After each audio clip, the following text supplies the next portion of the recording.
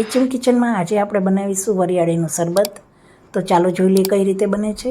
એક કટોરી અહીં લખનવી વરિયાળી લેવાની છે, જે આપણને શરીરમાં ખૂબ જ ગુણકારી છે અને તે એકદમ ઠંડક આપે છે આપણને, તેમજ ગેસ એસિડિટીમાં પણ તે ખૂબ જ ફાયદાકારક છે. તેની સાથે મેં 1 ચમચી ખસખસ લીધી છે અને 1 ચમચી મેં એલચીના દાણા લીધા છે. આશરે 10થી 12 નંગ એલચીના દાણા હશે. અને તેમજ શરીરમાં ઠંડક આપવા માટે મેં અહીં સાકર લીધી છે 1 વાટકી અને 1 વાટકી કાળી દ્રાક્ષ લીધી છે. બધા જ સામગ્રી આપણા શરીરને ફૂલ ઠંડક પહોંચાડે છે તેવી છે.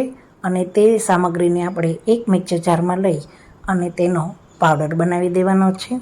હવે આ પાવડર અધકચરો થાય ત્યારબાદ મેં અહીં શેકેલા જીરાનો પાવડર એડ કર્યો છે. જો શેકેલું જીરું તમારી પાસે ના હોય તો તમે આખું જીરું પણ લઈ શકો છો.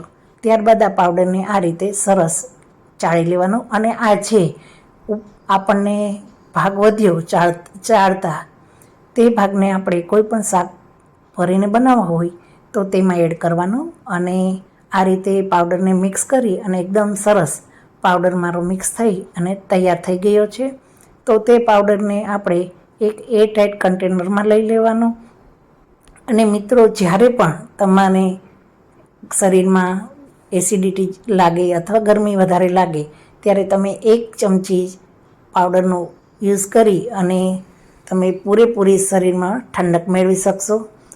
તો મેં 3 ગ્લાસ લીધા છે, તેમાં મેં 1 ચમચી આપણે જે બનાવેલું મિશ્રણ લીધું. તો આ ગ્લાસની અંદર મેં સંચળ અને શેકેલું જીરું એડ કર્યું, તો તેનો ટેસ્ટ પણ અલગ થઈ ગયો. આ ગ્લાસમાં આપણે એકદમ પ્યોર જે બનાવ્યું છે તેનો જ આપણે ટેસ્ટ લેશું. અને ત્રીજા ગ્લાસમાં મિત્રો મારું ફેવરેટ દૂધમાં મેં બનાવ્યું છે, જે દૂધમાં વરિયાળીનું શરબત ખૂબ જ સરસ લાગે છે.